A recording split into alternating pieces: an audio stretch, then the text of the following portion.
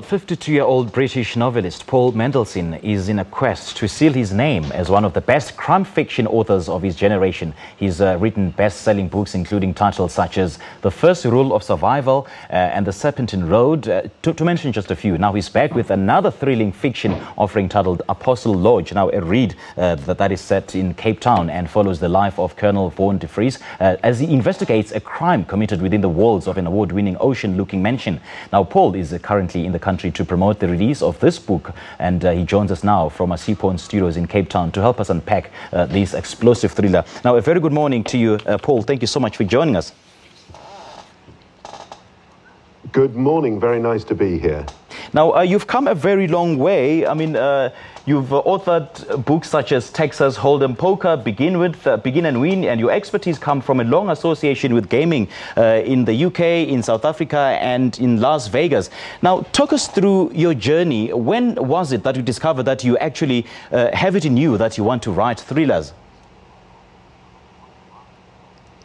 Well, you know, I've written stories all my life. I was writing them at school when I should have been doing other things, and I just moved on to from writing first for the theatre and then for television in the UK. I moved on to writing about mind sports, as you say, like bridge and poker and casino gaming. But all my life I've loved thrillers and whodunits, right from the very word go, whether it's Agatha Christie when I was a very young child, right up to contemporary writers now, like the great Dion Meyer here in South Africa. And you plot so smoothly in this jaw-dropping crime thriller. What inspired you to write it, and what is it about?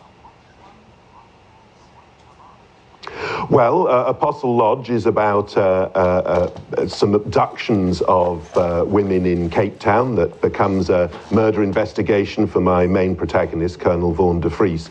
But it's also combined with what is assumed to be a terrorist attack in the mother city, which another detective, Mike Solarin, investigates on behalf of the Hawks, and it becomes clear fairly early on that perhaps this isn't a terrorist attack, perhaps instead this is something different, and eventually the two investigations combine and come together. But as you say, the original murder takes place in an award-winning architect-designed building just under the 12 Apostles at the top of Camps Bay, called Apostle Lodge. And that building itself is very much part of the novel. It's a very strange building indeed, and hides many secrets from the past. Now, you've written so many books on poker, and I suppose that poker is the closest to your heart. So this being your fourth crime thriller, how is it different from the other titles you've written? Well, certainly when I write non-fiction, it's just a matter of putting my head down and getting on with writing the words during the course of the day. When I write fiction, it's much more of a creative process, and to some extent you have to be in the mood. So I spend a lot of time preparing to write, and then once I start writing, I often go on for many hours.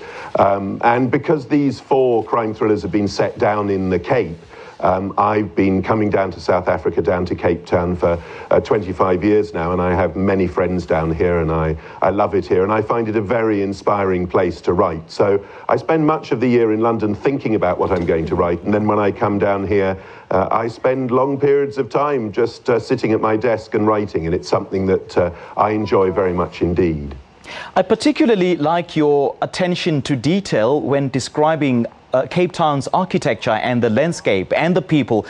How then do you manage to effortlessly capture the true essence of this city?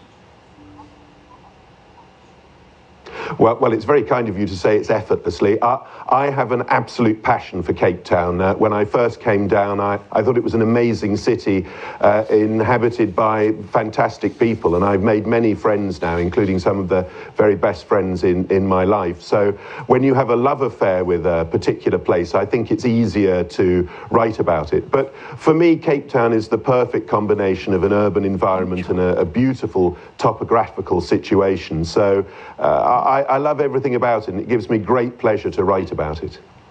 Now, Lee Child is a very difficult person to impress, but then most, if not all of your books have Lee Child's stamp of approval. What does that endorsement mean to you? Well, it means a huge amount. I have to say that having been involved in the theatre and television, where the field is pretty competitive, I found that crime writers are generally supportive of one another. And I was very, very excited when my publisher said that Lee Child had read my first novel and had enjoyed it and had been kind enough to endorse it. And it seems that he likes my style of writing. I have to say I'm a big fan of his. He truly produces novels which appear to be effortless, but I know how much work go into them. They're very, very readable. But the fact that he enjoys this particular genre set down in Southern Africa is very exciting to me, and it's very encouraging. And I remember shortly after I started writing my second novel, he sent me an email and I replied to him and said, I'm really struggling with this second novel. I'm not sure that I have any idea what I'm doing. And he said, well, welcome to the world of writing. I often get halfway through my novel and have no idea what I'm doing. And he seems to manage to nail it every time. So that was an inspiration to me. Now, Paul Mendelson, I'm going to give you my own personal endorsement that you are a literary genius, and this is an absolute masterpiece. Thank you so much for chatting to us this morning. Well, thank you so much. It's been a great pleasure. Well, indeed, it's a pleasure. Thank you so much to Paul. That was a British crime fiction novelist, Paul Mendelson, joining us from our Seaporn studio, and he's been speaking to us about the release of his latest offering entitled Apostle Lodge. This is an absolute masterpiece. It's a must read. Let's take a coffee break. We'll be right back.